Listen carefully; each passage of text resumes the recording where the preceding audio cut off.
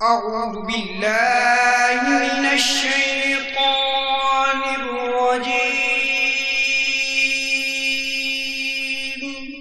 بسم الله الرحمن الرحيم.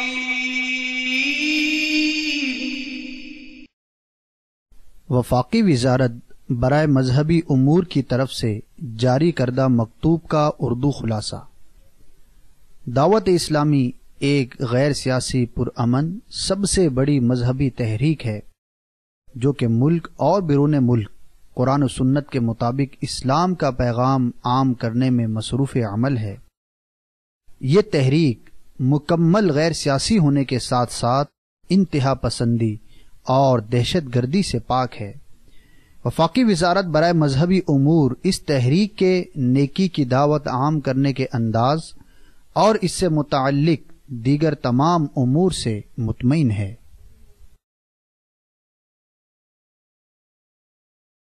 Certificate issued by Ministry of Religious Affairs, Government of Pakistan. To whom it may concern. Dawat-e-Islami is the largest religious, non-political, propagational and peaceful movement of Quran and Sunnah in the country, working for propagation of the message of Holy Quran and Sunnah all over the country as well as abroad. The Jamaat is purely non-political, non-extremist and non-terrorist. Therefore, Ministry of Religious Affairs is satisfactory on their propagation for Islam as well as other activities relates to religion.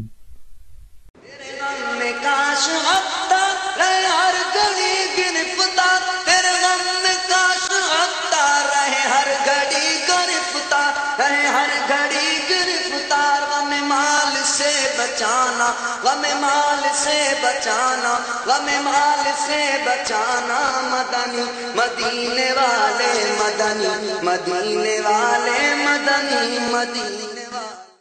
اللہ تبارک و تعالی کے فرض کردہ امور میں سے اہم فرض زکوٰۃ بھی ہے. شریعت مطہرہ میں اس کے احکامات تفصیل سے بیان کیے گئے ہیں. مبلغ دعوت اسلامی و نگران مرکزی مجلس شورا حاجی محمد عمران اتاری سلمہ الباری نے 12 رجب المرجب بمطابق 25 جون 2010 کو عالمی مدنی مرکز فیضان مدینہ باب المدینہ کراچی میں ہونے والے ہفتہ وار سنت و بھرے اجتماع میں زکوٰۃ کی اہمیت کے موضوع پر سنت و بھرا بیان فرمایا. قرآن مجید میں نماز و زکوٰۃ کا ایک ساتھ 32 مرتبہ ذکر آیا ہے. اگر ہم اپنے مال سے زکوٰۃ نہیں نکالتے تو قانون قدرت کے خلاف کرتے ہیں. اللہ تبارک و تعالیٰ نے زکوٰۃ واجب کر دی، اب میں نے زکوٰۃ دینی. ارے کیوں آپ کھینچتے ہو یار، کیوں کھینچتے ہو؟ اتنی زکوٰۃ کیسے دوں گا؟ خدا سے ڈرو. ایک بہت بڑی تعداد ہے جو زکوٰۃ میں بخل کرتی ہے. اللہ فرماتا ہے ہمارے دیے ہوئے رزق میں سے ہماری راہ میں کچھ خرچ کر. غنی کو کہا گیا ہے کہ تم مستحق کو ڈھونڈو، یا مستحق ایڑیا رگڑ کر امیر کے پاس جاتا ہے اور امیر اس کو ستا کر دے رہا ہے. امیر سنت فرماتے ہیں کہ پہلے ان کو دو جو تمہارے قریبی رشتہ دار اور مستحق ہیں،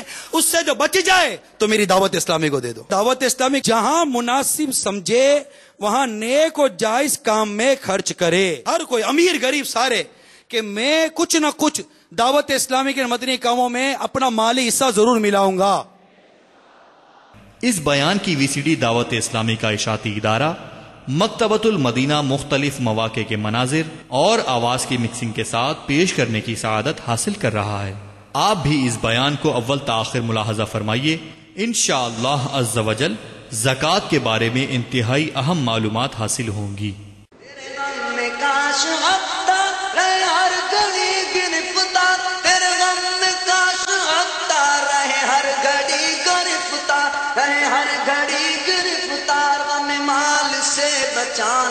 غم مال سے بچانا، غم مال سے بچانا، مدنی مدینے والے مدنی، مدینے والے مدنی، مدینے والے. الحمدللہ رب العالمین والصلاة والسلام علی سید المرسلین. اما بعد فأعوذ باللہ من الشیطان الرجیم. بسم اللہ الرحمن الرحیم.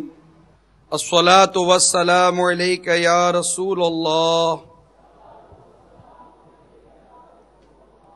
وعلى آلك وأصحابك يا حبيب الله. الصلاة والسلام عليك يا نبي الله وعلى آلك وصحابك يا نور الله.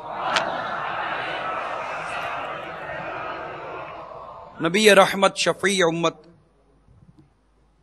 صلی اللہ تعالی علیہ وآلہ وسلم کا فرمان علی شان ہے، مجھ پر کثرت سے درود پاک پڑھو، بے شک تمہارا مجھ پر درود پاک پڑھنا تمہارے گناہوں کے لیے مغفرت ہے. صلو علی الحبیب صلی اللہ تعالی علی محمد وعلی آلہ وصحبہ وبارک وسلم. حسب معمول دعوت اسلامی کے عالمی مدنی مرکز فیضان مدینہ باب المدینہ کراچی میں سنت و برا ہفتہ وار اجتماع مغرب کی نماز کے بعد شروع ہو چکا ہے. یوں تو باب المدینہ میں 4 اجتماعات ہو رہے ہیں اور ان میں ایک اجتماع عالمی مدنی مرکز فیضان مدینہ کا بھی شامل ہے. اس کے علاوہ ملک و بیرون ملک میں بے شمار مقامات پر بھی ہفتہ وار اجتماعات میں اسلامی بھائی اس وقت مدنی چینل کے ذریعے اس بیان میں شریک ہیں.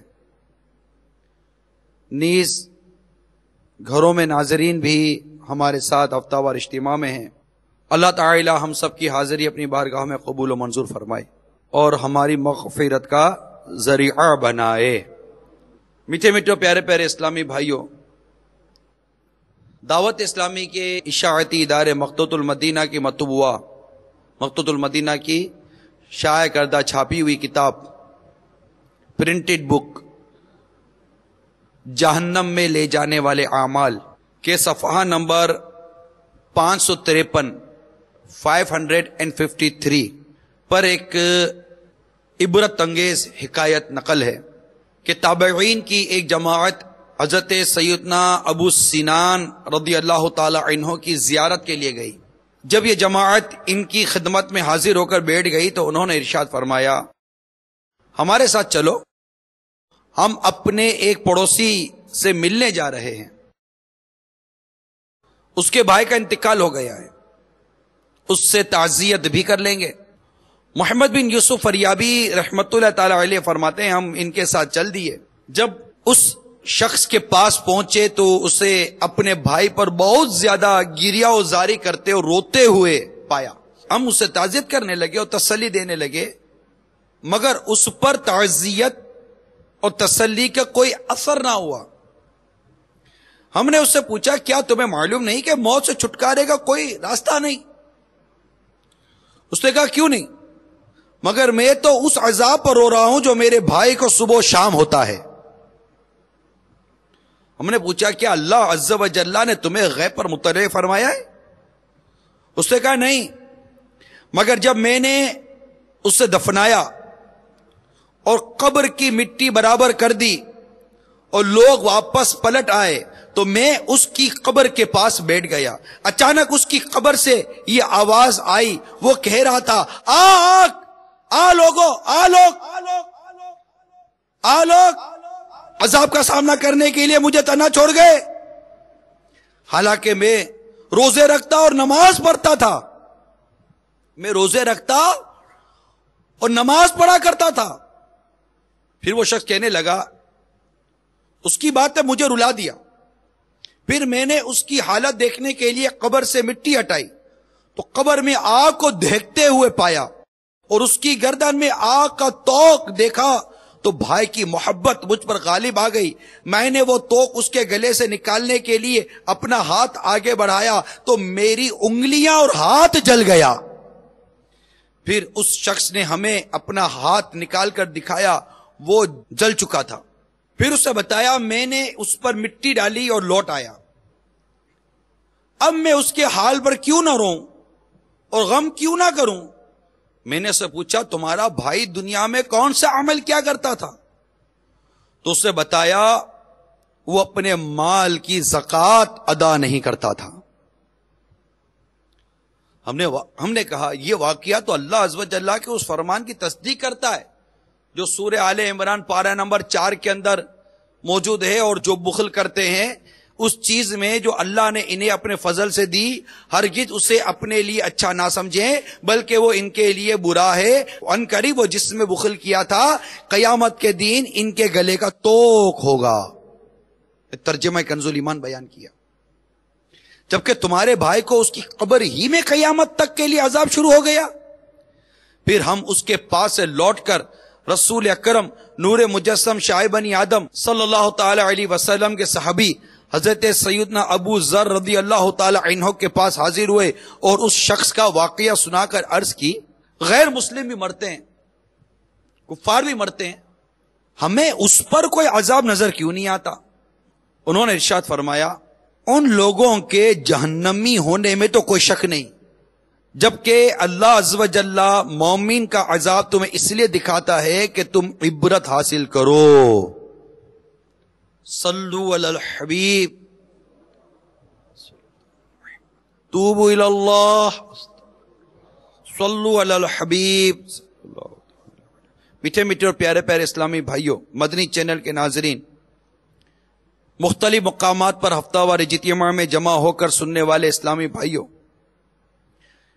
زکوٰۃ نہ دینے کا عذاب آپ نے ابھی ملاحظہ کیا، اور بڑی مستند کتاب سے، بڑے مستند بزرگوں سے اس حکایت کو نقل کیا گیا۔ اس میں ہمارے لیے بے شمار عبرت کے مدنی پھول ہیں۔ اس شخص کی یہ پکار کہ میں روزے رکھتا تھا، میں نمازیں بھی پڑھتا تھا، یعنی وہ نمازی بھی تھا، روزے دار بھی تھا، اس کے باوجود زکوٰۃ ادا نہ کرنے پر اس پر عذاب قبر مسلط ہوا۔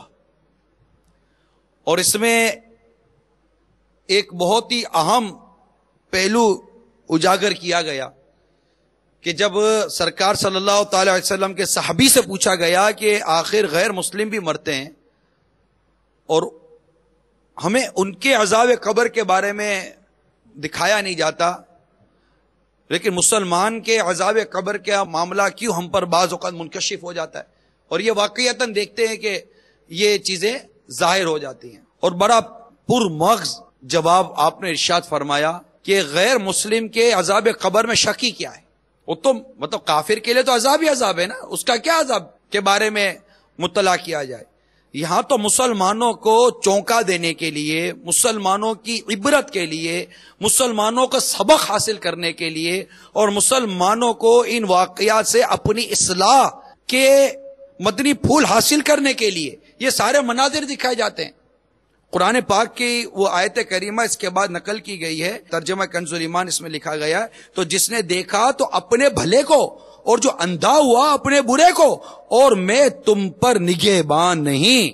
تو یہ واقعات جس کو دکھایا گیا اس کے ذریعے تابعین تک، تابعین کے ذریعے صحابی سے گفتگو کرتے ہوئے یہ واقعہ ہم تک پہنچا، اور اس میں واضح طور پر یہ بیان کیا گیا کہ زکوٰۃ ادا نہ کرنے کے سبب اس پر یہ آگ کا عذاب مسلط کر دیا گیا، اور اس کے بھائی کا ہاتھ بھی جل کر سیاہ ہو گیا۔ اور اس کے ضمن میں ہم نے قرآن پاک کے ارشادات سے بھی استفادہ کیا۔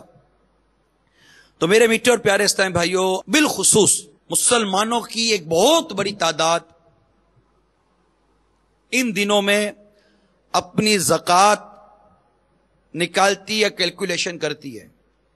وہ زکوٰۃ کا جو سال پورا ہوتا ہے تو وہ زیادہ تر ان دنوں کو بھی کاؤنٹنگ میں رکھا جاتا ہے کہ جناب رمضان میں یا شعبان میں لوگوں تک زکوٰۃ پہنچا دی جائے۔ لیکن جہاں زکوٰۃ کی کیلکولیشن کرنے والے، زکوٰۃ کو نکالنے کے لیے تیاری کرنے والے لوگ ہیں، ان میں دو طبقے بھی مزید ہمیں ملتے ہیں۔ ایک وہ جو زکوٰۃ مکمل طور پر دیتے نہیں ہیں، بڑی تنگ دلی کے ساتھ دیتے ہیں، پوری بھی نہیں دیتے، رگا رگا کر دیتے ہیں، تکلیف دے دے کر دیتے ہیں، ستا کر دیتے ہیں، اور پوری بھی نہیں دیتے۔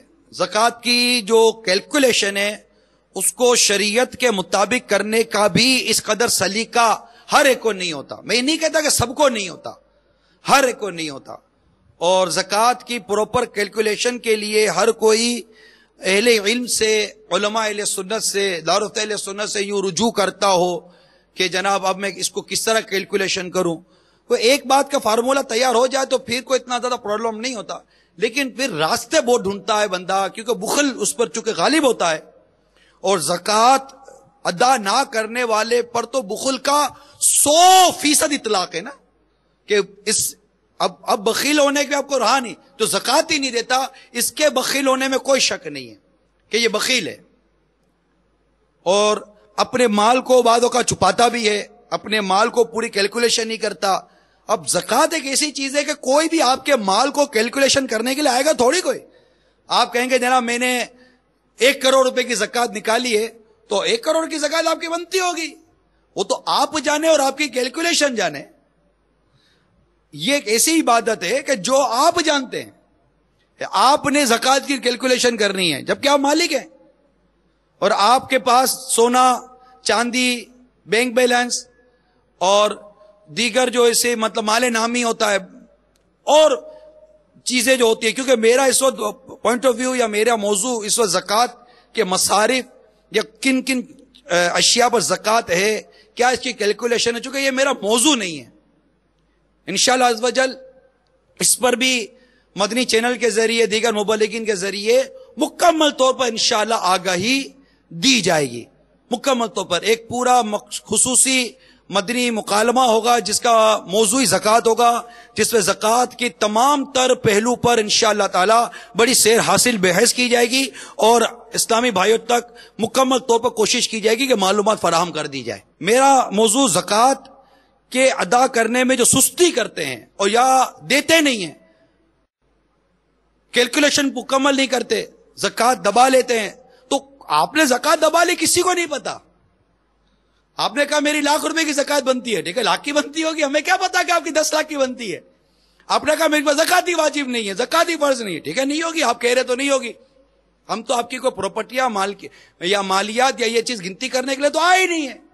لیکن ایک تعداد جو زکوٰۃ ادا نہیں کرتی یا چھپاتی ہے، پوری ادا نہیں کرتی، مال دبا لیتی ہے، وہ غور سے سنیں کہ مسلم شریف کی حدیث ہے کہ سیدنا ابو ہریرہ رضی اللہ تعالی عنہ سے مروی فرماتے ہیں کہ رسول اکرم صلی اللہ تعالی علیہ وسلم نے فرمایا، جو شخص سونے چاندی کا مالک ہو اور اس کا حق ادا نہ کرے تو جب قیامت کا دن ہوگا اس کے لیے آگ کے پتر بنائے جائیں گے اور ان پر جہنم کی آگ بھڑکائی جائے گی اور ان سے اس کی کروٹ اور پیشانی اور پیٹھ داغے جائیں گے، پیٹھ داغی جائے گی. جب ٹھنڈے ہونے پر آئیں گے پھر ویسے ہی کر دیے جائیں گے. یہ معاملہ اس دین کا ہے جس کی مقدار 50,000 برس ہے. قیامت کا عذاب بیان ہو رہا ہے یہاں تک کہ بندوں کے درمیان فیصلہ ہو جائے. اب وہ اپنی راہ دیکھے گا، خواہ جنت کی طرف جائے یا جہنم کی طرف. اور اونٹ کے بارے میں فرمائے، کیونکہ اونٹ بھی ایک مال ہے، جانوروں پر بھی زکوٰۃ کی ایک اپنی کیلکولیشن ہے. اور اب بھی جانوروں کا کاروبار کرنے والے کم نہیں ہیں. جانور رکھتے ہیں، جانور بیچتے ہیں، جانور کی ایک پوری ٹریڈنگ ہے. کیٹل فارم ایک پورا بزنس ہے. جیسے زراعت ہے، زمین سے فصل جو اگتی ہے اس کی زکوٰۃ ہے، مال کی ہے، جانوروں کی ہے، مال تجارت جو ہوتا ہے. اور اونٹ کے بارے میں فرمایا جو اس کا حق نہیں ادا کرتا قیامت کے دن ہموار میدان میں لٹا دیا جائے گا اور وہ اونٹ سب کے سب نہایت فربا ہو کر آئیں گے، پاؤں سے اسے روندیں گے اور منہ سے کاٹیں گے. جب ان کی پچھلی جماعت گزر جائے گی پہلے لوٹے گی. اور گائے اور بکریوں کے بارے میں فرمایا کہ اس شخص کو ہموار میدان میں لٹائیں گے اور وہ سب کے سب آئیں گی، نہ ان میں مرے ہوئے سینگ کی کوئی ہوگی، نہ بے سینگ کی، نہ ٹوٹے ہوئے سینگ کی، اور سینگوں سے ماریں گی اور ان کے اپنے پاؤں سے روندیں گے. اور اسی کی مثل دیگر صحیحین میں جو صحیح روایت ہیں، کتابیں ہیں، وہ اس کے مطالبی روایتیں نقل کی گئی. تو میرے میٹھے اور پیارے اسلامی بھائیوں، ابھی کوئی نہیں دیکھ رہا، ابھی کوئی نہیں دیکھ رہا.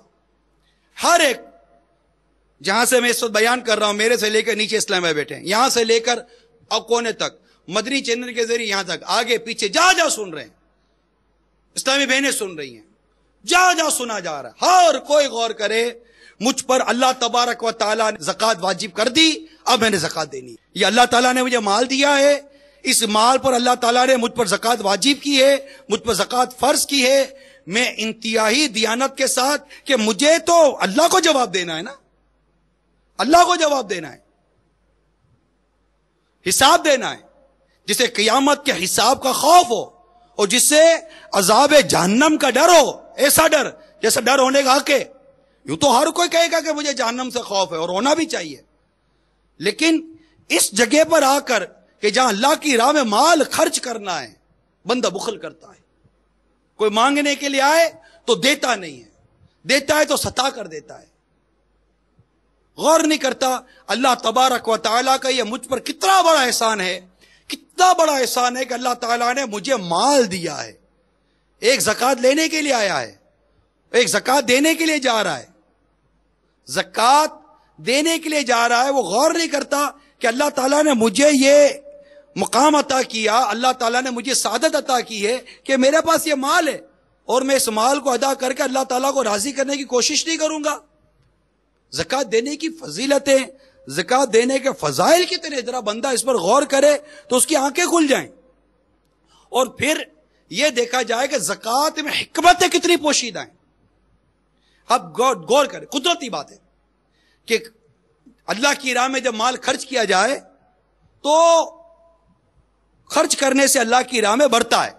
مثال, اگر عالم اپنا علم خرچ نہ کرے تو اس سے ہاتھ دھو بیٹھتا ہے, علم خرچ کرنے سے بڑھتا ہے. اگر کنویں سے پانی خرچ نہ کیا جائے تو پانی گندا ہو جائے گا. اگر درختوں کی کچھ شاخیں نہ کاٹی جائیں تو ان میں آئندہ پھل کم آئیں گے. اسی طرح اگر مال کی زکات ادا نہ کی جائے تو اس مال کی ترقی رک جائے گی. صلو علی الحبیب. میں زکات کی حکمتیں کچھ عرض کرنے کی کوشش کر رہا تھا کہ قدرت نے ہر چیز سے زکات لی ہے.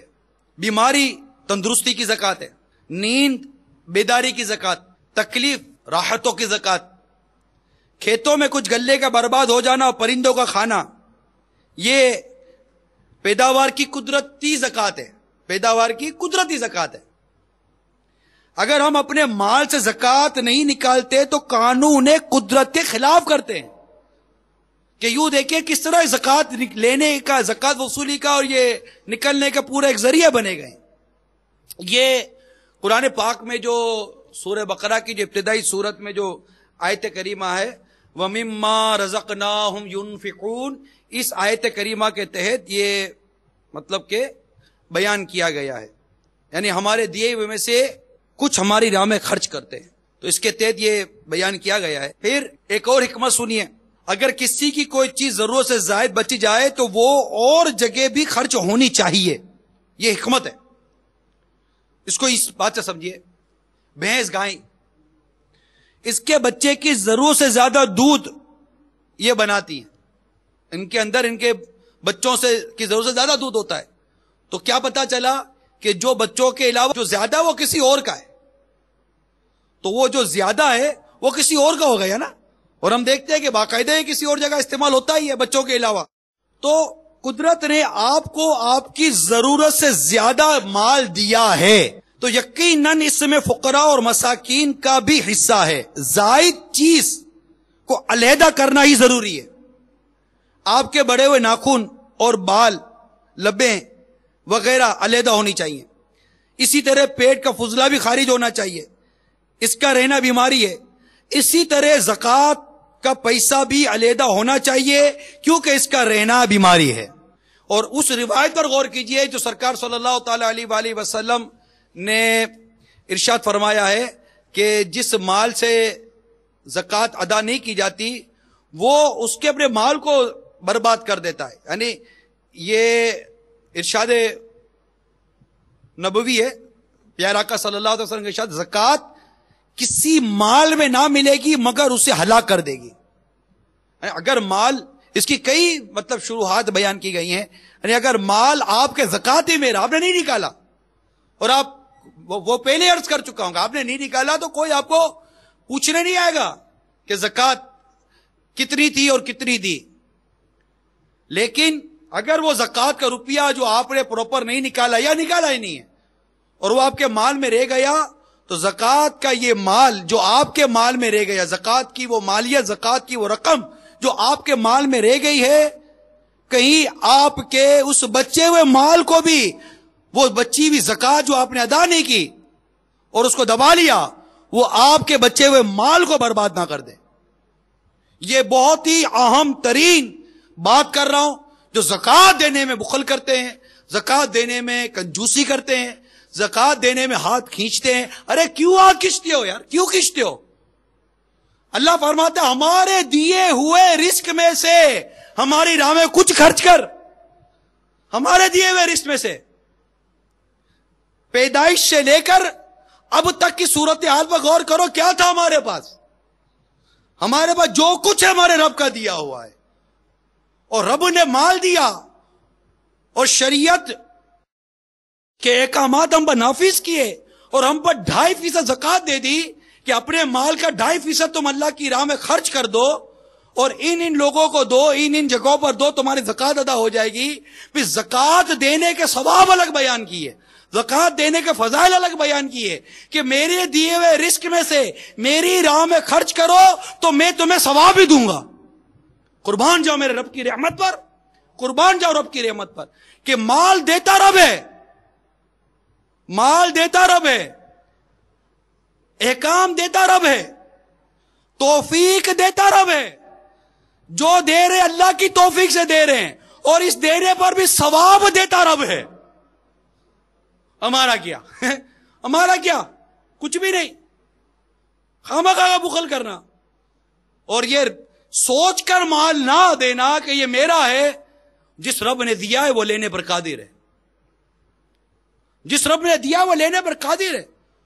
اگر آپ یہ سوچ کر مال نہیں دیتے، یہ سوچ کر مال دباتے ہو کہ میں کیسے دے دوں، تو ڈرو رب کے غضب سے۔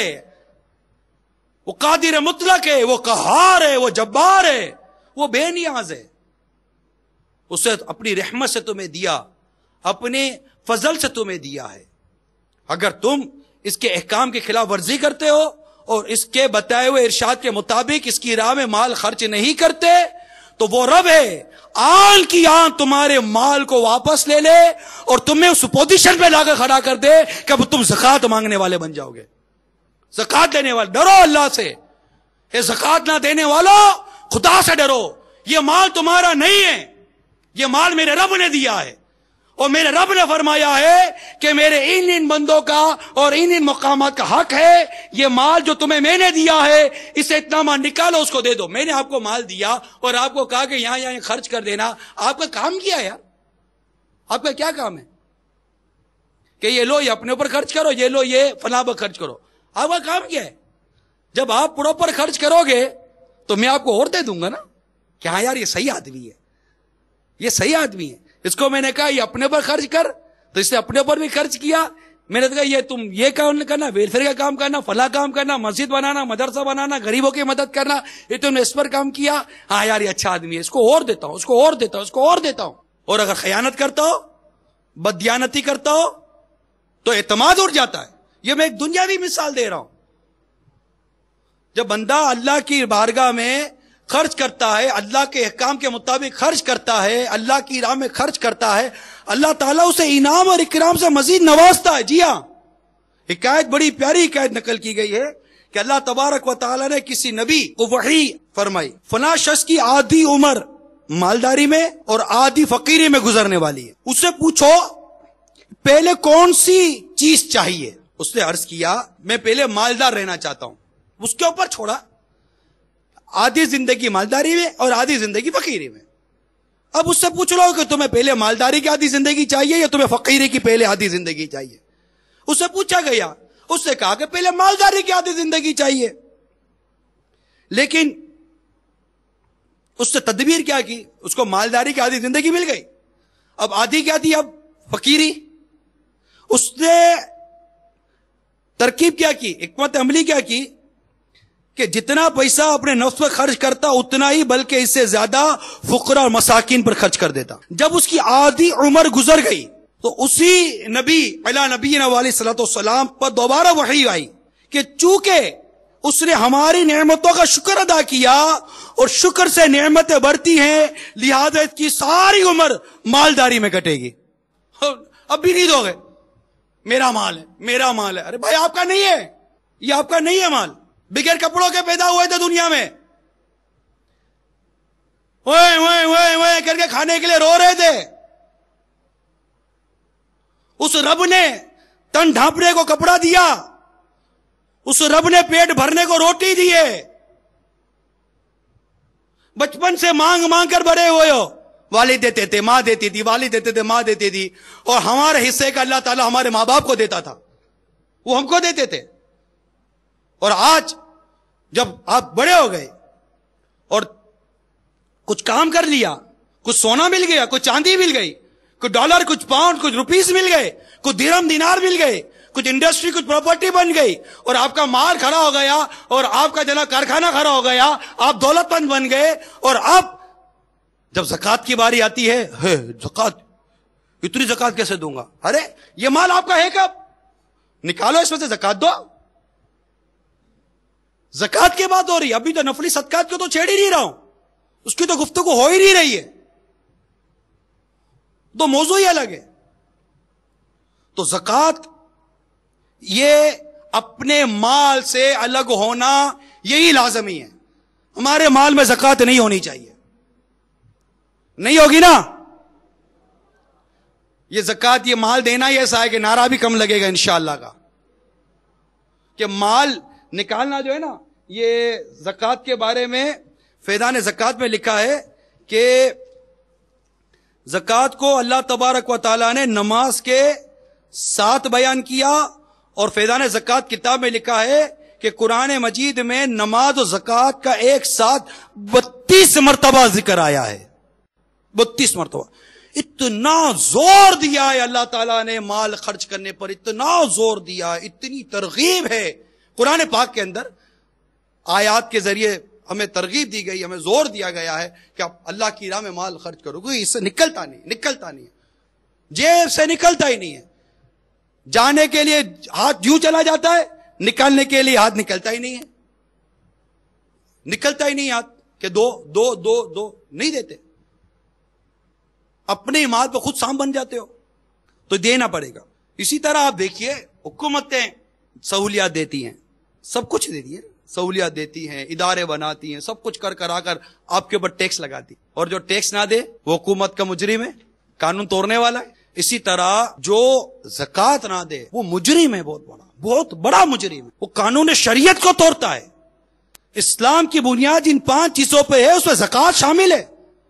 وہ اسلام کی بنیاد کو ڈھا رہا ہے، پورے نظام کو، پورے سسٹم کو وہ برباد کر رہا ہے. آپ بولو گے میں اکیلا نہیں دیتا، کیا ہوتا؟ آپ اکیلے نہیں ہو، آپ اکیلے زکات میں بخل کرنے والے نہیں ہو. ایک بہت بڑی تعداد ہے جو زکات میں بخل کرتی ہے، نہیں دیتی. اس کو یوں سمجھیے کہ بادشاہ نے اعلان کیا کہ سارے کی ساری رعایا کو حکم ہے کہ میرے محل کے باہر جو حوض ہے اس کے اندر آ کر 1 پیالہ دودھ کا ڈال دے، اور جس سے نہیں ڈالا اس کو سزا ملے گی. اب ساری رعایا کا پریشان، اتنا سا ایریا تھا، اس پہ بادشاہ تھی. ایک شخص نے سوچا کہ یار چلو اب اتنے سارے دودھ ڈالیں گے، اگر میں پیالے میں پانی ڈال دوں گا تو کیا پتا چلے گا، کیا پتا چلے گا کہ اس کنویں کے اندر پانی، دودھ کے اندر اب 1 پیالہ پانی سے کیا اثر پڑے گا دودھ کے اوپر، اور پتا بھی نہیں چلے گا کہ میں نے پانی ڈالا ہے. اب وہ باری آتی گئی، ہر آدمی کنویں میں دیکھتا نہیں تھا، ڈوم مارا، ڈالا ڈالا ڈالا اور چلا گیا، ڈالا چلا گیا، ڈالا چلا گیا. بعد میں جب آخر میں دیکھا تو پتا چلا کہ پورا کنواں، وہ پورے کے پورا حوض پانی سے بھرا ہوا ہے. وہ ایک شخص نہیں تھا، وہ سب نے یہی سوچ لیا تھا کہ میں اگر پانی ڈال دوں گا تو اس دودھ پر کیا اثر پڑے گا. نتیجہ یہ نکلا کہ سب نے پانی ڈالا، حال آپ کے سامنے تھا کہ دانا تھا، بھرنا تھا دودھ اور بھر گیا پانی. تو ایک شخص تھوڑی کوئی مطلب کہ یہ ساری چیزیں کر رہا ہے، ورنہ یہ غربت، یہ افلاس، یہ بھوک، یہ تنگی، یہ ساری چیزیں کہ ہم دیکھتے، یہ قحط ہم دیکھتے کہ جو قوم زکات بند کرتی ہے، زکات نہیں دیتی، اس پر قحط کا عذاب مسلط کیا جاتا ہے. اس بخل کی وجہ سے زکات نہ دینے کی وجہ سے، راہ خدا میں خرچ نہ کرنے کی وجہ سے کئی غریب ہی رہ گئے. اور یہ تو وہ عبادت ہے، یہ تو وہ عمل ہے کہ غنی کو کہا گیا ہے کہ تم مستحق کو ڈھونڈو، یا مستحق ایڑیا رگڑ کر امیر کے پاس جاتا ہے اور امیر اس کو ستا کر دے رہا ہے. یا جس کو زکات دینی ہے اس کو کہا گیا ہے کہ مستحق کو تم دو، تمہیں دیکھنا ہے کہ کون مستحق ہے یا کون نہیں ہے. جیسے حج جاتے تو ادا ہوتی ہے نا، جماعت سے نماز مسجد میں آتے تو ادا ہوتی ہے، زکات اس کے مستحق تک پہنچائیں گے تو زکات ادا ہوگی نا. اس کی ملکیت کرنی پڑے گی، ملکیت. جی ہاں، اپنا مال اس کو مالک کر دو کہ تمہیں دیا، تم مالک ہو گئے. یہ ملکیت لازمی ہے زکات دینے میں. اگر زکات میں ملکیت نہ ہوئی زکات ادا نہیں ہوگی، اس کو مالک کر دینا شرط ہے. تو ملکیت لازمی ہے. اور غنی کو ہے کہ جا کر مستحق کو ڈھونڈے، مستحق کو لے، مستحق کو پائے اور اس کو جا کر دے.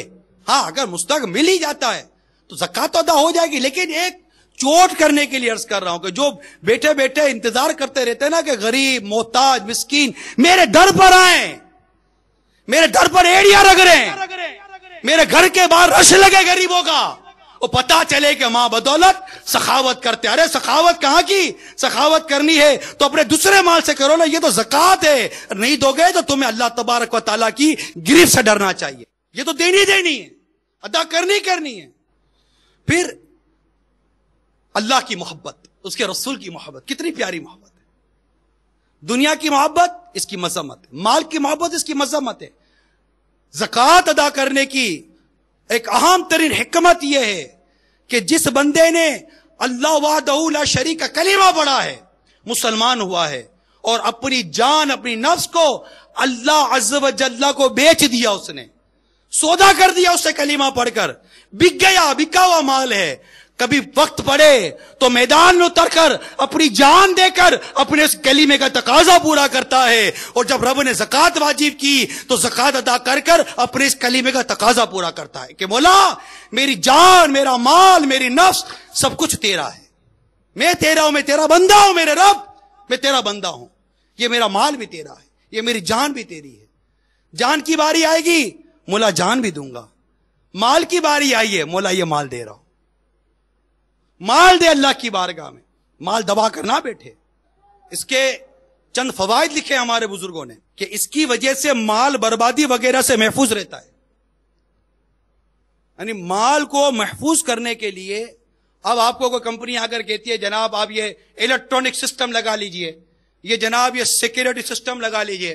آپ سیکورٹی سسٹم لگانے کے بعد، شیشوں میں لگانے کے بعد، کمپنی کو پیمنٹ کرنے کے بعد، پیمنٹ کرتے نہیں کرتے کمپنی کو.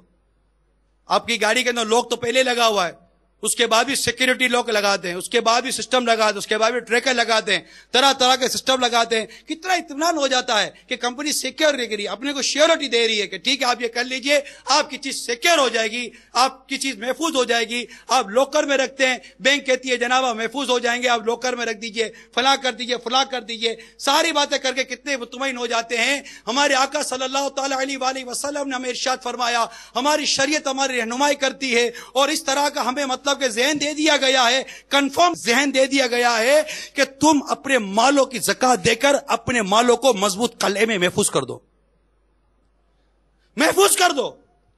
اور مجھے مطلب کنفرم ہے، یہ مجھے اور آپ کو کنفرم ہے کہ اللہ کی رحمت سے جو شخص پوری زکات نکالے گا اس کا مال برباد نہیں ہوگا. کیونکہ روایتوں میں آتا ہے خشکی اور تری میں جو مال برباد ہوتا ہے اس کا سبب زکات ادا نہ کرنا ہے. آپ کو جو نقصان ہو رہا ہے، آپ جو بالکل بینک ریپٹ ہو گئے، آپ کلاش ہو گئے، آپ غریب ہو گئے، آپ کی مالداری مٹ گئی، آپ کا مال برباد ہوا. آپ کئی اسباب پر غور کرتے ہو، مگر اے میرے میٹھے اسلامی بھائی اپنی زکات ادا کرنے پر غور کر لو کہ میرے اس مال کے اندر کئی زکات کا مال تو شامل نہیں تھا، میرے اس مال کے اندر کئی مظلوموں کا مال تو شامل نہیں تھا، میرے اس مال کے اندر کئی مظلوموں کی بد دعا، حرام کا مال، زکات نہ دینے کا وبال یہ میرے مال کو برباد کر کے چلا. اللہ تعالی ہمیں زکات ادا کرنے کی توفیق عطا فرمائے اور ہمیں بخل سے محفوظ فرمائے. اللہ تعالی ہماری نسلوں کو بھی بخل نہ دے. بہت بری عادت ہے، بہت بری، اس کی اتنی مذمت کی گئی ہے. اللہ تعالی محفوظ فرمائے. یاد رکھیے میرے میٹھے پیارے اسلام بھائیو، زکات دینے سے بظاہر جیب خالی ہوتی ہے لیکن حقیقت میں بھرتی ہے. اس کو یوں سمجھیے، ایک کسان اپنا غلہ بوتا ہے، دوسرے نے نہیں بویا. ایک نے بویا، دوسرے نے نہیں بویا. بظاہر بونے والے کی بوریاں خالی ہو گئی اور نہ بونے والے کی بوریاں بھری رہی. مگر اگر تھوڑی سی توجہ کریں تو نہ بولنے والا خالی ہو گیا. کیوں؟ کہ اس کے گلے کو چند روز میں جانور، چوہے، مہمان اور بال بچے وغیرہ سب خرچ کر لیں گے، اس کے بورے خالی ہو جائیں گے. اور جس نے بویا ہے اس کے بورے پہلے سے بھرے ہوئے اس کو ملیں گے. تھوڑے بورے بوتا ہے، اتنے سارے بورے پاتا ہے، اور جو رکھ لیتا ہے وہ ضائع ہو جاتا ہے. تو یہ ہمارے بزرگوں نے، ہمارے اسلاف نے ہمیں سمجھانے کی کوشش کی ہے کہ ان تمام چیزوں کو سمجھیں، اپنے مال کو برباد ہونے سے بچائیں، اپنی دنیا اور آخرت کو برباد ہونے سے بچائیں. اسی طرح اسلامی بہنیں سوچیں. ترمذی شریف، ابو داؤد شریف وغیرہ دیگر روایتوں میں اس طرح کے مضامین موجود ہیں کہ سرکار مدینہ صلی اللہ تعالی علیہ وسلم نے ام المومنین سیدتنا عائشہ صدیقہ رضی اللہ تعالیٰ عنہ کے ہاتھوں میں چاندی کے کنگن دیکھے تو دریافت فرمائی یہ کیا ہے؟ انہوں نے عرض کی یا رسول اللہ صلی اللہ تعالی وسلم، میں آپ کے لیے زینت اختیار کرتی ہوں. تو میرے آقا صلی اللہ تعالی علیہ وسلم نے فرمایا کیا تم اس کی زکات ادا کرتی ہو؟ انہوں نے عرض کی نہیں. ارشاد فرمایا یہ تمہیں جہنم کے لیے کافی ہے. یعنی ڈرایا جا رہا ہے، سمجھایا جا رہا ہے. اسی طرح ایک اور مقام پر عورتوں سے مخاطب ہوئے کہ اس کی زکات ادا کرنی چاہیے. تو جو اسلامی بہنوں کے پاس زیورات ہیں وہ اپنے زیورات کی زکات دیکھیں. جن اسلامی بھائیوں کے پاس بینک بیلنس ہے، پراپرٹی ہے، جو ایک سسٹم ہے اس سسٹم کے مطابق اپنی زکات کو کیلکولیٹ کریں. اب اسلامی بہنیں اپنے زیورات کو، ان تمام چیزوں کو کیلکولیٹ کریں. یاد رکھیے زکات شریعت میں اللہ عز و جل کے لیے مال کے ایک حصے کا جو شرع نے مقرر کیا ہے، مسلمان فقیر کو مالک کر دینا ہے. اور وہ فقیر نہ ہاشمی ہو، نہ ہاشمی کا آزاد کردہ غلام، اور اپنا نفع اس سے بالکل جدا کر لے. زکات فرض ہے، اس کا منکر کافر اور نہ دینے والا فاسق اور قتل کا مستحق اور ادا میں تاخیر کرنے والا گناہگار اور مردود الشہادہ ہے، یعنی اس کی شہادت، اس کی گواہی معتبر نہیں ہے. یاد رکھیے زکات اعلانیہ ظاہر طور پر دینا افضل ہے اور نفلی صدقہ چھپا کر دینا افضل ہے. یہ بارے شریعت میں کچھ عبارات تھی تو آپ کی اور ہم سب کی معلومات کے لیے کچھ اس کو لے کر حاضر ہوا تھا. زکات میں اعلان اس وجہ سے ہے کہ چھپا کر دینے میں لوگوں کو تہمت اور بدگمانی کا موقع ملے گا. نیز اعلان اوروں کے لیے باعث ترغیب ہے، اس کو دیکھ کر اور لوگ بھی دیں گے، مگر یہ ضرور ہے کہ ریا نہ آنے پائے کہ ثواب جاتا رہے گا، بلکہ گناہ اور استحقاق عذاب ہے. تو میرے میٹھے اور پیارے اسلامی بھائیوں، اللہ تبارک و تعالی ہم سب کو اپنی اپنی زکات ادا کرنے کی توفیق عطا فرمائے اور ہمیں سخاوت عطا فرمائے. اس کی راہ میں خرچ کرنے کا ہمیں مدنی ذہن ایک کاش نصیب ہو جائے. یاد رکھیے سرکار صلی اللہ تعالی وسلم نے بڑا پیارا ارشاد عطا فرمایا، خرچ کرو. کیا فرمایا؟ خرچ کرو، شمار نہ کر کہ اللہ تعالی شمار کر کے دے گا، اور بند نہ کر کہ اللہ تعالیٰ بھی تجھ پر بند کر دے گا. کچھ دے جو تجھے استطاعت ہو. کہ حدیث پاک میں ہے کہ سب سے افضل کام مسلمانوں کا جی خوش کرنا ہے، تو اس کا بدن ڈھانکے یا بھوک میں پیٹ بھرے یا اس کا کوئی کام پورا کرے. تو ہر ایک کو چاہیے جس پر زکات نہیں ہے، اللہ تعالیٰ نے اگر اس کو توفیق دی ہے کہ زکات ہے اور سال میں ایک بار زکات دے دیتا تو ٹھیک ہے، وہ اللہ تعالیٰ نے جو مال دیا ہے کچھ نہ کچھ مال اللہ کی راہ میں خرچ کرتا ہی رہے. روپیہ، 2 روپیہ، 10 روپیہ، 100 روپیہ، 200 روپیہ، 500 روپیہ، 112 روپے، 126 روپے، 313 روپے، 786 روپے، 1200 روپے، کچھ نہ کچھ اللہ کی راہ میں دینے کی ہماری عادت ہونی چاہیے. ایک ہم سب اپنے آپ پر، کیونکہ صرف مالداروں ہی سے تو بحث نہیں ہے نا، سخاوت کا تعلق مال سے تو نہیں ہے نا کہ جنا جو مالدار ہوگا وہی سخاوت کرے گا، جو مالدار نہیں ہوگا اس کے لیے سخاوت ہی نہیں ہے. ہمارے بزرگوں نے کیا کیا؟ ہمارے اسلاف نے کیا کیا؟ صحابہ کرام کیا کرتے تھے؟ ان کے پاس کئی دن کے بعد کھانا آتا تھا اور وہ بھی اللہ کی راہ میں صدقہ کر دیا کرتے تھے. دن بھر روزہ رکھتے تھے اور شام کو کوئی فقیر مانگنے آتا تو وہ افطار کا کھانا فقیر کو صدقہ کر دیا کرتے تھے. ان کے پاس خود کچھ نہیں بچتا تھا. تو یہ سب کیا تھا؟ مالداری. بظاہر مالداری سے ہی تعلق نہیں ہے مال دینے کا، اصل تعلق ہے دل سے. بعض آپ نے دیکھا ہوگا ایسے کنجوس ایسے بخیل ہوتے ہیں کہ ہم لوگ آپس میں دوستوں میں بات کرتے ہیں، ارے بھائی کبھی تو چائے پلا دیا کر یار، کبھی تو کرایہ دے دیا کر بھائی، کبھی تو اپنی جیب سے 2 پیسے نکال لیا کر. آپ نے دیکھا ہوگا بعض اوقات طبیعت ہوتی ہے نکلتا ہی نہیں ہے جیب سے. سب کا کھاؤ، میں سب کا کھاؤں، میرا کوئی نہ کھاوے، میں اپنا مال جمع کروں گا. اس میں بندہ غور کرے کہ مجھ میں بخل کی نحوست تو نہیں ہے، مال سے محبت تو نہیں ہے، دولت اچھی لگتی ہے. نوٹیں دینی ہے، کرک نوٹ اپنے پاس رہے گی، نرم نوٹ دے دی جائے گی. کرک بھائی کیا کرک نوٹ 100 کی اگر کرک نوٹ آپ کے جیب میں ہے تو کیا یہ کرک نوٹ 110 روپیہ ہے؟ اور جو نرم نوٹ ہے کیا وہ نرم نوٹ 90 روپیہ ہے؟ کرک نوٹ بھی 100 روپیہ ہے، نرم نوٹ بھی 100 روپیہ ہے. مسئلہ یہ ہے کہ میرے دل کے اندر کرک نوٹ، کیونکہ کرک ہے نئی تازی آئی ہے، خوبصورت لگ رہی ہے، بہت پیاری لگ رہی ہے، چمک ہے، اسے آنکھیں کھیرا ہو رہی ہے، میری مزہ آ رہا ہے میرے کو نوٹ دیکھ کر. میرے جیب میں نوٹ ہوتی ہے تو مجھے باہر سکون نصیب ہو جاتا ہے، ٹینشن نہیں ہوتا. یہاں نوٹیں کم ہو گئی یا پیسہ کم ہو گیا یا بیلنس کم ہو گیا، میری طبیعت خراب ہو جاتی ہے. ارے نوٹوں کے پیچھے طبیعت اچھی اور خراب کرنے والوں کبھی نیکیوں کے بارے میں سوچا کہ میری نیکیاں کم ہوتی ہیں، میری طبیعت پر کیا فرق پڑتا ہے؟ میرے گناہ بڑھ رہے ہیں، میری طبیعت پہ کیا فرق پڑ رہا ہے؟ نیکی اور ثواب، نیکی اور بدی، اچھائی اور برائی، ستھرا ہونا، پاکیزہ ہونا، ناپاک رہنا، ان تمام چیزوں سے کوئی غرض نہیں ہمیں، حلال حرام کی کوئی غرض نہیں ہمیں.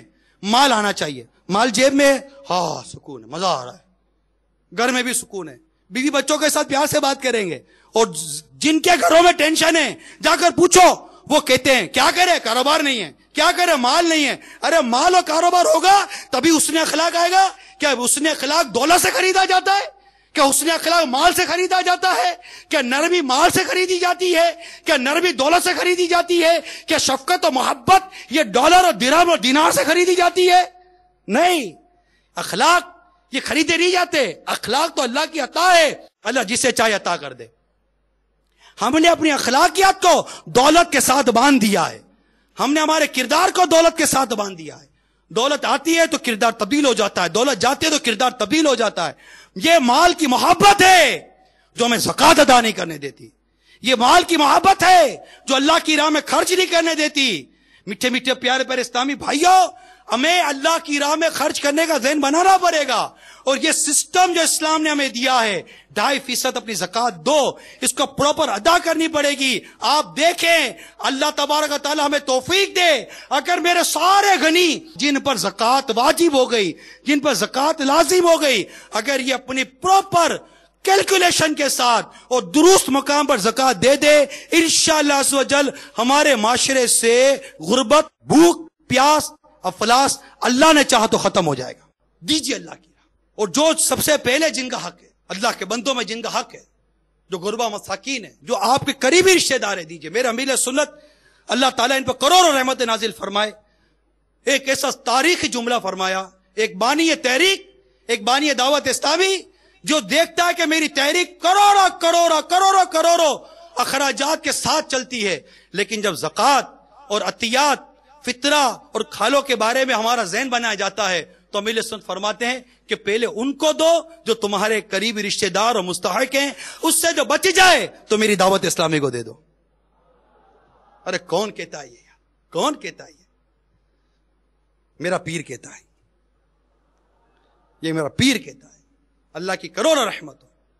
تو آپ دعوت اسلامی کو اپنی زکوٰۃ، اپنے عطیات، اپنے فطرے، چاہے وہ سالانہ زکوٰۃ کے نام پر ہوں، ماہانہ ڈونیشن کے نام پر ہو، نفلی عطیات کے نام پر ہوں، کچھ بھی دیجئے. اور دیکھیے ہمارے بزرگوں نے اہل علم کو اور اس معاملے میں جہاں علم کی خدمت ہو دینا بڑا پسند کیا. حضرت عبداللہ ابن مبارک رحمت اللہ تعالی علیہ جو میرے امام اعظم کے زبردست شاگرد رشید، بہت بڑے عالم ہیں، ان کی سیرت کے بارے میں لکھا ہے کہ اہل علم لوگوں کے ساتھ خاص طور پر بھلائی کرتے. ان سے عرض کی گئی آپ سب کے ساتھ ایک سا معاملہ کیوں نہیں رکھتے؟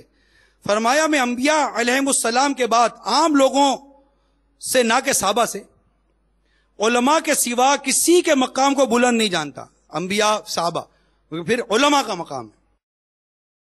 ایک بھی عالم کا دھیان اپنی حاجت کی وجہ سے بٹے گا تو وہ صحیح طور پر خدمت دین نہ کر سکے گا.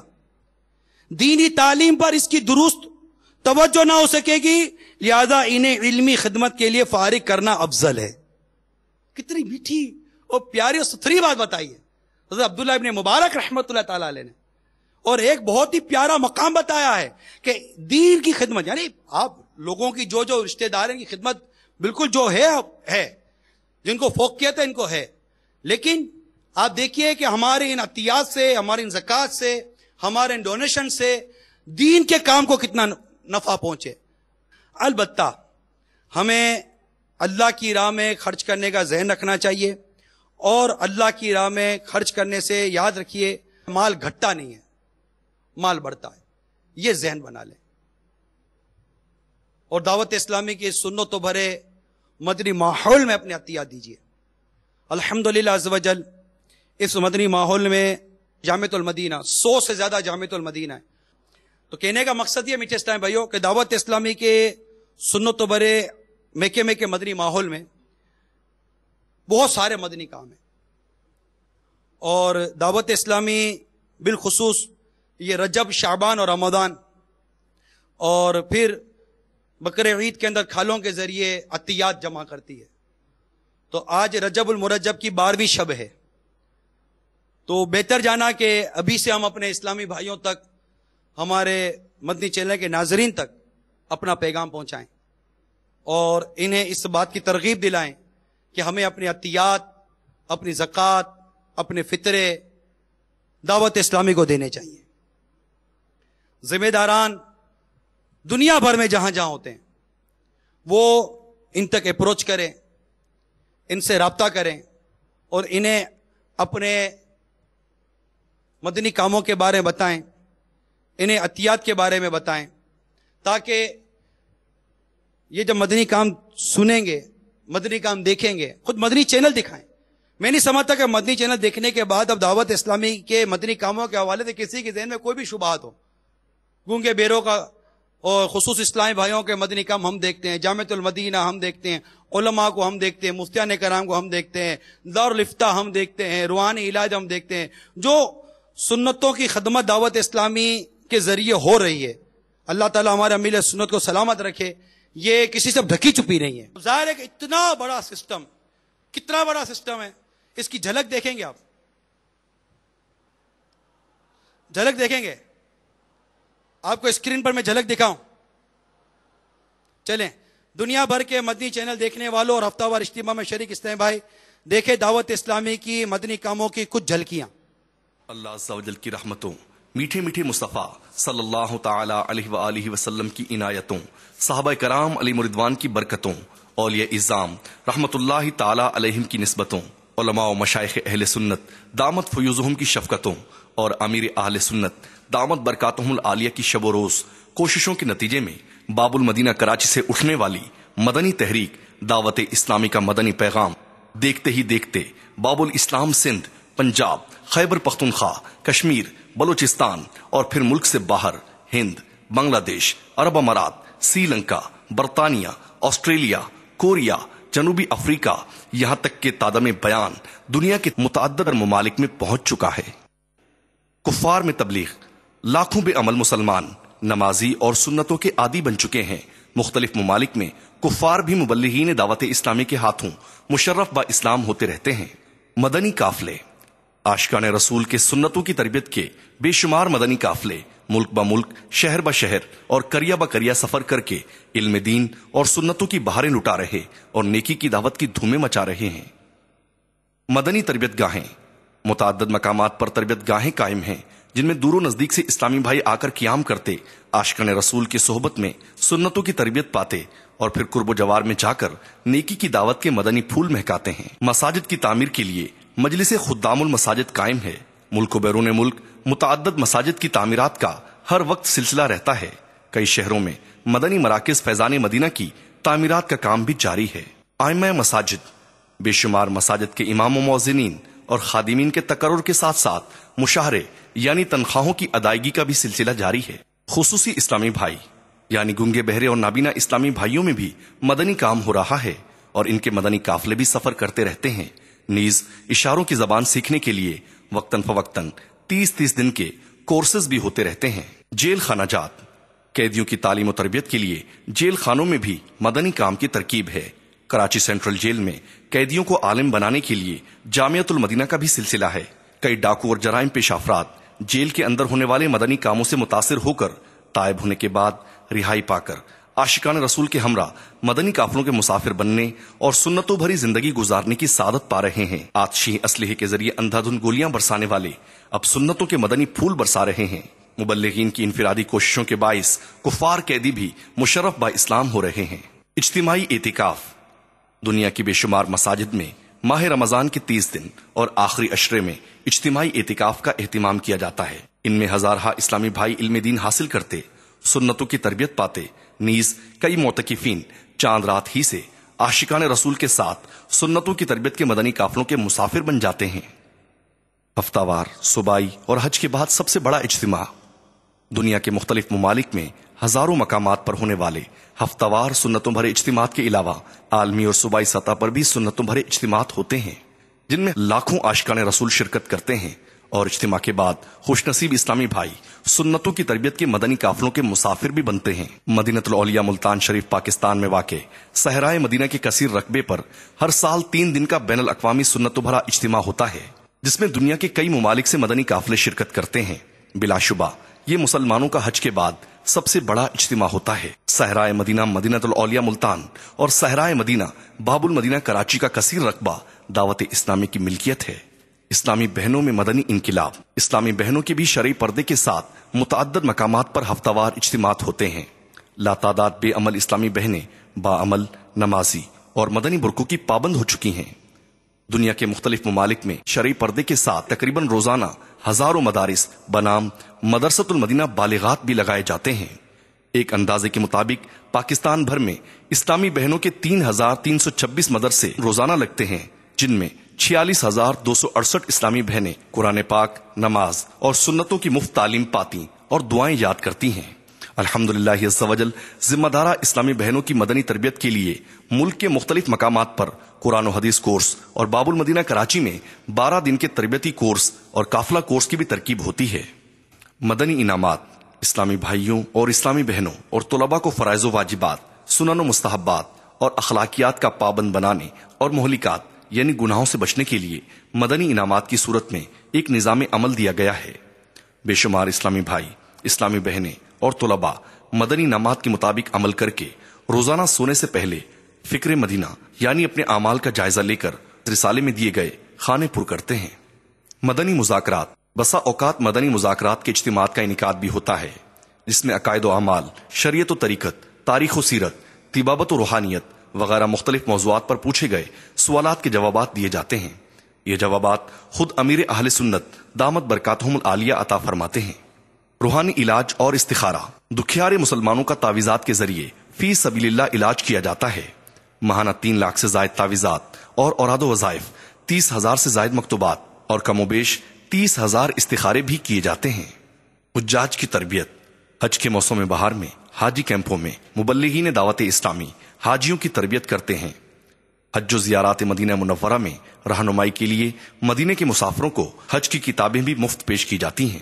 تعلیمی ادارے، تعلیمی اداروں مثلاً دینی مدارس، اسکولز، کالجز اور یونیورسٹیز کے اساتذہ و طلباء کو میٹھے میٹھے آقا مدینے والے مصطفیٰ صلی اللہ تعالی علیہ وآلہ وسلم کی سنتوں سے روشناس کروانے کے لیے بھی مدنی کام ہو رہا ہے۔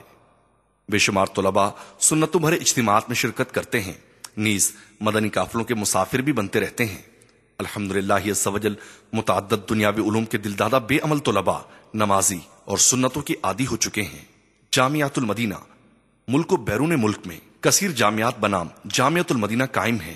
ان کے ذریعے لاتعداد اسلامی بھائیوں کو حسب ضرورت قیام و طعام کی سہولتوں کے ساتھ درس نظامی، یعنی عالم کورس اور اسلامی بہنوں کو عالمہ کورس کی مفت تعلیم دی جا رہی ہے۔ اہل سنت کے مدارس کے ملک گیر ادارے تنظیم المدارس پاکستان کی جانب سے لیے جانے والے امتحانات میں برسوں سے تقریباً ہر سال دعوت اسلامی کے جامعات کے طلباء اور طالبات پاکستان میں نمایاں کامیابی حاصل کر کے بسا اوقات اول، دوم اور سوم پوزیشن حاصل کرتے ہیں۔ مدرسۃ المدینہ اندرون و بیرون ملک حفظ و ناظرہ کے لاتعداد مدارس بنام مدرسۃ المدینہ قائم ہیں۔ پاکستان میں تادم بیان 70,000 سے زائد مدنی منع اور مدنی منیوں کو حفظ و ناظرہ کی مفت تعلیم دی جا رہی ہے۔ مدرسۃ المدینہ بالغان اسی طرح مختلف مساجد وغیرہ میں عموماً بعد نماز عشاء ہزارہا مدرسۃ المدینہ بالغان کی ترکیب ہوتی ہے، جن میں اسلامی بھائی صحیح مخارج سے حروف کی درست ادائیگی کے ساتھ قرآن کریم سیکھتے اور دعائیں یاد کرتے، نمازیں وغیرہ درست کرتے اور سنتوں کی تعلیم مفت حاصل کرتے ہیں۔ شفا خانے محدود پیمانے پر شفا خانے بھی قائم ہیں، جہاں بیمار طلباء اور مدنی عملے کا مفت علاج کیا جاتا ہے۔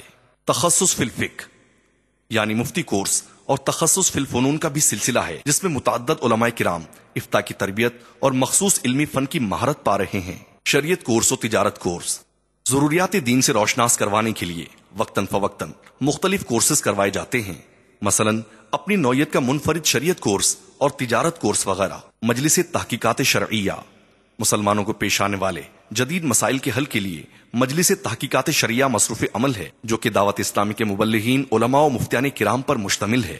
دارالافتاء اہل سنت مسلمانوں کے شرعی مسائل کے حل کے لیے متعدد دارالافتاء قائم کیے گئے ہیں، جہاں دعوت اسلامی کے مبلغین، مفتیان کرام بالمشافہ، تحریری اور مکتوبات کے ذریعے شرعی مسائل کا حل پیش کر رہے ہیں۔ اکثر فتاوی کمپیوٹر پر کمپوز کر کے دیے جاتے ہیں۔ انٹرنیٹ کی ویب سائٹ www.dawat-islami.net کے ذریعے دنیا بھر میں اسلام کا پیغام عام کیا جا رہا ہے۔ آن لائن دارالافتاء اہل سنت دعوت اسلامی کی ویب سائٹ میں دارالافتاء اہل سنت پر دنیا بھر کے مسلمانوں کی طرف سے پوچھے جانے والے مسائل کا حل بتایا جاتا، کفار کے اسلام پر اعتراضات کے جوابات دیے جاتے اور ان کو اسلام کی دعوت پیش کی جاتی ہے۔ مکتبۃ المدینہ اور المدینۃ العلمیہ ان دونوں اداروں کے ذریعے سرکار اعلی حضرت رحمت اللہ تعالی علیہ اور دیگر علماء اہل سنت کی کتابیں زیور طبع سے آراستہ ہو کر لاکھوں لاکھ کی تعداد میں عوام کے ہاتھوں میں پہنچ کر سنتوں کے پھول کھلا رہی ہیں۔ الحمدللہ عز و جل دعوت اسلامی کے اپنے پریس بھی قائم ہیں، نیز سنتوں بھرے بیانات اور مدنی مذاکرات کی لاکھوں کیسٹیں آڈیو ویڈیو بھی دنیا بھر میں پہنچی اور پہنچ رہی ہیں۔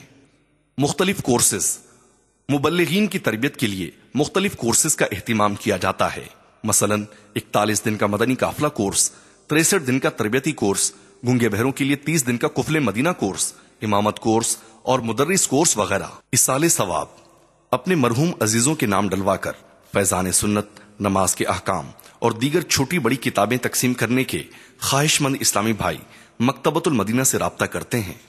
مکتبۃ المدینہ کے بستے شادی بیاہ اور دیگر خوشی و غمی کے مواقع پر اہل خانہ کی طرف سے مفت کتابیں بانٹنے کے لیے مکتبۃ المدینہ کے بستے یعنی اسٹال لگائے جاتے ہیں۔ یہ خدمت مکتبے کا مدنی عملہ خود پیش کرتا ہے، آپ صرف رابطہ فرمائیں۔ مجلس تراجم مکتبۃ المدینہ سے شائع ہونے والے مختلف رسالوں کے مختلف زبانوں میں تراجم کر کے اسے دنیا کے کئی ممالک میں بھیجنے کی ترکیب کی جاتی ہے۔ بیرون ملک اجتماعات دنیا کے کئی ممالک میں سنتوں بھرے اجتماعات کا انعقاد کیا جاتا ہے، جہاں ہزاروں مقامی اسلامی بھائی شرکت کرتے ہیں۔ نیز ان اجتماعات کی برکت سے وقتاً فوقتاً غیر مسلم مسلمان ہو جاتے ہیں، پھر ان اجتماعات سے ہاتھوں ہاتھ مدنی قافلے راہ خدا عز و جل میں سفر اختیار کرتے ہیں۔ مدنی چینل ملک و بیرون ملک اس کی بہاریں جوبنوں پر ہیں۔ کئی کفار دولت ایمان سے مالا مال ہوئے، نہ جانے کتنے بے نمازی بنے، متعدد افراد گناہوں سے تائب ہوئے اور سنتوں بھری زندگی کا آغاز کیا۔ الحمدللہ عز و جل یہ ایک ایسا 100% اسلامی چینل ہے کہ اس کے ذریعے گھر بیٹھے اچھا خاصا علم دین سیکھا جا سکتا ہے۔ مجلس رابطہ اہم سیاسی، سماجی، کھیل اور دیگر فنون لطیفہ سے تعلق رکھنے والی شخصیات کو دعوت اسلامی کا پیغام پہنچانے کے لیے مجلس رابطہ مصروف عمل رہتی ہے۔ مجلس مالیات پروفیشنل اکاؤنٹنٹ اور ذمہ داران کی زیر نگرانی دعوت اسلامی کی آمدن اور اخراجات کی دیکھ بھال کے لیے مجلس مالیات بھی قائم ہے۔ محمد. مجھے اپنی اور ساری دنیا کے لوگوں کی اصلاح کی کوشش کرنی ہے. صلو علی الحبیب. تو میٹھے میٹھے اور پیارے پیارے اسلامی بھائیوں، یہ جو ابھی آپ نے دعوت اسلامی کی جھلکیاں دیکھی، یہ جھلکیاں ہی تھی. اگر اس کے کاموں میں آپ آ جائیں تو پتہ چلے کہ اور بھی کئی ایسے مدنی کام اور شعبہ جات ہوتے ہیں جنہیں ظاہر ہے کہ سب کو تو اس طرح نہیں بیان کیا جا سکے گا. اور اتنے سارے شعبہ جات ابھی آپ نے دیکھے اور اتنے مدنی کاموں کو دیکھا، تو اب اس کے کرنے کے لیے ہزاروں اسلامی بھائی ہیں. بعض تو رہے گا، مثال کے طور پر جیسے کہ ہمارا ڈبل 12 گھنٹے 24 گھنٹے دارالافتاء جو ٹیلی فون کے اوپر قائم ہے. آپ دنیا میں جہاں سے فون کریں آپ کو ہر وقت کوشش کی جاتی ہے کہ شرعی رہنمائی حاصل ہو جائے. تو اور اسے کئی اور مدنی کام اور دعوت اسلامی کے شعبہ جاتے ہیں جو یہاں پر اس کا بیان کرنا ایک مشکل ہے.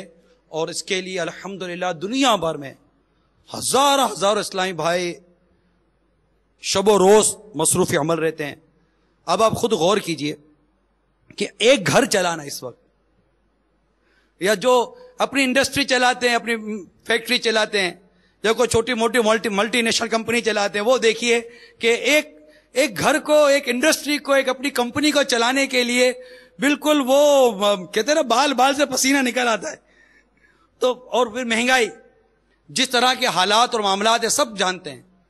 تو اتنی بڑی تحریک اور اتنے شعبہ جات، اتنے اجتماعات، اور بعض اجتماعات میں ہزاروں لاکھوں اسلامی بھائیوں کا کہیں کہیں جمع ہونا، یہ ساری چیزیں پھر جامعات اور یہ تخصص، یہ مدارس، ان سب کے لیے کتنا اخراجات. اور پھر مدنی چینل، ارے مدنی چینل تو خود ایک وہ بولتی بہار نظر آتی بہار ہے. گھر گھر کی گویا کہ بہار بن گئی ہے مدنی چینل، کہ گویا کہ اب اس کے بغیر زندگی ادھوری سی لگتی ہے. لائٹ چلی جائے گھر کے اندر تو شاید اندھیرے کا صدمہ ہوتا ہو یا نہ ہوتا ہو، مدنی چینل بند ہو جانے کا بعضوں کا صدمہ بہت ہوتا ہے. یعنی کوئی جیسا بھی اجتماع دیکھ رہا ہے اور لائٹ چلی جائے تو اندھیرے ہو جانے اور پنکھا بند ہو جانے کا شاید اتنا صدمہ نہیں ہوگا جتنا یہ اجتماع مدنی چینل پہ بند ہو گیا اس کا صدمہ ہوگا. بالکل ہو گیا دھک سے کلیجہ میرا، بالکل جھٹکا لگ جاتا، ہاں چینل بند ہو گیا. یہ نہیں کہتے کہ لائٹ چلی گئی، اندھیرا ہو گیا، پنکھا بند ہو گیا، پانی کا کیا ہوگا، کسی کی کوئی فکر نہیں ہے. پرواہ تو اس کی ہے کہ میرا مدنی چینل بند ہو گیا. تو مدنی چینل آنکھوں کی ٹھنڈک بن گیا، دل کا سکون بن گیا ہے. گویا کہ گھر گھر تربیت گاہ کھل گئی ہے مدنی چینل کے نام پر. گھر گھر تربیت گاہ، برقی تربیت گاہ جس کو الیکٹرانک تربیت گاہ کہیں گے، گھر گھر کھل گئی ہے. بچہ ہو یا بڑا ہو، مرد ہو یا عورت ہو، جس کو دیکھو اس سے اپنے حصے کا حصہ لے رہا ہے. تو بیٹے اور پیارے اسلام بھائیو، اتنا سارا مدنی کام جو آپ دیکھ رہے ہیں اور جو نہیں دکھا سکے وہ آپ سمجھیں اس کو کرنے کے لیے کس قدر اخراجات کی حاجت ہے. تو ہر ایک جو سن رہے ہیں، دیکھ رہے ہیں، جو موجود ہیں، وہ تو نیت کریں، ہر کوئی امیر غریب سارے، کہ میں کچھ نہ کچھ دعوت اسلامی کے مدنی کاموں میں اپنا مالی حصہ ضرور ملاؤں گا. یہ جہاں اجتماع میں اسلام میں بیٹھے نا، چاہے جو بھی بیٹھے ہوئے ہیں، سارے اپنے لیے نیت کریں کہ ہم اپنا جو مجھے میرے رب نے استطاعت دی، توفیق دی، میں اپنا حصہ تو میں اپنے مدنی اپنی دعوت اسلامی کو ضرور دوں گا، اور ایک ایک سے رابطہ کر کے عطیات وصول بھی کروں گا. جاؤں گا ان کو انشاءاللہ دکھاؤں گا. اللہ نے چاہا، ہماری کوشش ہے کہ اس طرح کی وی سی ڈی، دعوت اسلامی کا تعارف کی ویڈیو وی سی ڈی مکتبۃ المدینہ پر شائع کریں. انشاءاللہ وہ لیجئے گا، پھر اس کو آپ بانٹتے رہیے گا انشاءاللہ عز و جل. تو ایک مدنی التجا آپ سے کرتا چلوں کہ عطیات، فطرہ، زکوٰۃ، صدقات یا قربانی کی کھالیں جب بھی دیں، آپ اپنے رشتہ داروں، پڑوسیوں اور دوستوں پر بھی انفرادی کوشش فرما کر ان کے عطیات اور قربانی کی کھالیں. جب قربانی کی کھالوں کا موسم ہے کہ قربانی کی کھالیں بھی آپ کو دینی پڑیں گی، دیں گے نا بھائی انشاءاللہ. تو قربانی کھالیں بھی دعوت اسلامی کے مدنی مرکز پر پہنچا کر یا عطیات پہنچا کر کسی ذمہ دار بھائی کو دے کر یا مدنی مرکز پر فون کر کے کسی اسلامی بھائی کو طلب فرما کر انہیں عنایت فرما دیجئے. دینے کے بعد رسید ضرور حاصل کیجئے. اللہ عز و جل ہم سب کا سینہ مدینہ بنائے. یاد رکھیے قربان نکالے اور نفلی عطیات یہ کلی اختیارات، یعنی کسی بھی نیک اور جائز کام میں خرچ کیے جائیں اس نیت سے عنایت فرمایا کریں. کیونکہ اگر مخصوص کر کے دیا، مثلا کہا کہ یہ دعوت اسلامی کے مدرسے کے لیے ہے، تو اب مسجد یا کسی اور مد یعنی عنوان میں اس کا استعمال کرنا گناہ ہو جائے گا. لینے والے کو بھی چاہیے کہ اگر کسی مخصوص کام کے لیے بھی چندہ لے تو احتیاطاً کہہ دیا کرے کہ ہمارے یہاں مثلا دعوت اسلامی میں اور دینی کام ہوتے ہیں، آپ ہمیں کلیتاً اختیارات دے دیجئے کسی نیک اور جائز کام میں خرچ کرنے، جو بھی میں نے بیان کیا، تاکہ یہ رقم دعوت اسلامی جہاں مناسب سمجھے، وہاں نیک اور جائز کام میں خرچ کرے. زکوٰۃ اور فطرے میں کلی اختیارات لینے کی حاجت نہیں. زکوٰۃ اور فطرے میں کلی اختیارات لینے کی حاجت نہیں، کیونکہ یہ شرعی حیلے کے ذریعے استعمال کیے جاتے ہیں. تو میرے میٹھے پیارے اسلامی بھائیوں، اب انشاءاللہ عز و جل خوب مدنی عطیات جمع کریں گے، اور انشاءاللہ عز و جل جیسے کہ ایک مدنی کام بیان بھی ہوا، وہ ہے اجتماعی اعتکاف. ابھی رمضان مبارک میں 30 دن کا اعتکاف بھی ہوگا. تو آج تو ملک بھر کے مختلف ہفتہ وار اجتماعات میں اسلامی بھائی جمع ہیں. اب دن قریب ہیں، ابھی رمضان آیا کہ آیا. انشاءاللہ زندگی نے ساتھ دیا تو ہم بھی رمضان کو پائیں گے، اور مدنی عطیات کرتے ہوئے انشاءاللہ عز و جل ہم بھی اجتماعی اعتکاف میں شرکت کی سعادت حاصل کریں گے. تو 30 دن کا اعتکاف بھی ہوگا اور انشاءاللہ 10 دن کا سنت اعتکاف بھی ہوگا. ایک اسلامی بھائی کے بیان کا خلاصہ ہے کہ کلیان یعنی مہاراشٹر ہند کی میمن مسجد میں تبلیغ قرآن و سنت کی عالمگیر غیر سیاسی تحریک دعوت اسلامی کی جانب سے رمضان مبارک میں ہونے والے اجتماعی اعتکاف میں ایک نو مسلم نے، جو کہ کچھ عرصہ قبل ایک مبلغ دعوت اسلامی کے ہاتھوں مسلمان ہوئے تھے، اعتکاف کی سعادت حاصل کی. سنتوں بھرے بیانات، کثیر اجتماعات اور سنتوں بھرے حلقوں نے ان پر خوب مدنی رنگ چڑھایا. اعتکاف کی برکت سے دین کی تبلیغ کے عظیم جذبے کا روشن چراغ ان کے ہاتھوں میں آ گیا. چونکہ ان کے گھر کے دیگر افراد ابھی تک غیر مسلم تھے اور کفر کی اندھیری وادیوں میں بھٹک رہے تھے، چنانچہ اعتکاف سے فارغ ہوتے ہی انہوں نے اپنے گھر والوں پر کوشش شروع کر دی. دعوت اسلامی کے مبلغین کو اپنے گھر بلوا کر دعوت اسلام پیش کروائی. الحمدللہ عز و جل والدین، 2 بہنوں اور 1 بھائی پر مشتمل سارا خاندان مسلمان ہو کر سلسلہ عالیہ قادریہ رضویہ عطاریہ میں داخل ہو کر غوث پاک کا مرید بن گیا. تو انشاءاللہ عز و جل اعتکاف بھی کریں گے اور خوب اعتکاف کی برکتیں بھی حاصل کریں گے انشاءاللہ عز و جل. اللہ تعالی ہم سب کو عمل کرنے کی توفیق عطا فرمائے اور سنتوں بھرے میکے مدنی ماحول سے وابستگی عطا فرمائے. تو پیارے اسلامی بھائیوں، عطیات دعوت اسلامی کو دینے آپ کو مدنی چینل کے ذریعے انشاءاللہ عز و جل اس کے نام، ایڈریسز وغیرہ بتا دیے جائیں گے. البتہ دعوت اسلامی کی ویب سائٹ www.dawatislami.net پر آپ مزید معلومات حاصل کر سکتے ہیں. دعوت اسلامی کے مدنی مرکز کا فون نمبر 4921-389 4921-389 4921-390 4921-391. باہر سے بیرون ملک سے فون کرنے والے 009-221 اس نمبر پر فون کر کے آپ مزید معلومات حاصل کر سکتے ہیں. اللہ تعالی ہم سب کو دعوت اسلامی کو مدنی عطیات دینے اور اس کے لیے جمع کرنے کی توفیق عطا فرمائے.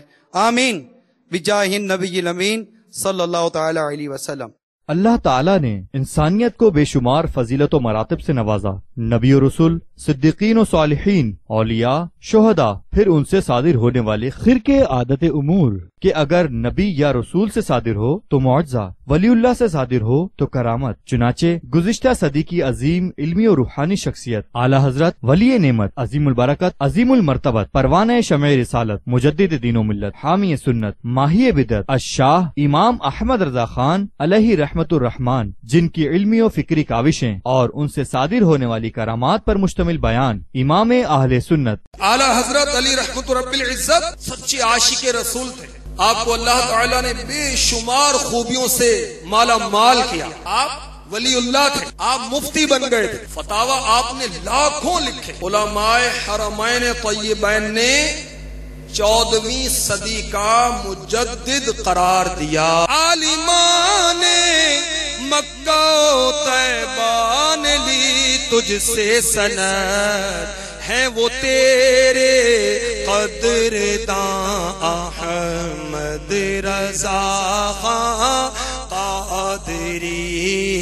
اپنے رب عز و جل کی یاد سے غافل نہیں ہوتے, زبردست عاشق رسول تھے. میرے پیر و مرشید سیدی اعلیٰ حضرت علی رحمت رب العزت نے مجھے خواب میں آ کر یہ بشارت دے دی ہے, میں ہر جمعرات کو اس وقت اپنے اسی کمرے یعنی بریلی سے مدینہ منورہ حاضری دیتا ہوں. جو نبی کا ہو جائے اس کی کل خدائی ہے. اہل سنت کے سروں پر دائما رکھے خدا, تجھ کو با امن و امان احمد رضا خان. دعوت اسلامی کا اشاعتی ادارہ مکتبۃ المدینہ مختلف مواقع کے مناظر اور آواز کی مکسنگ کے ساتھ اس وی سی ڈی کو پیش کرنے کی سعادت حاصل کر رہا ہے. آپ بھی اس وی سی ڈی کو اول تاخر سنیے اور دوسروں کو بھی ترغیب دلائیے. علم سے بس کیا کہوں, علم کا دریا بہایا, علم کا دریا بہایا.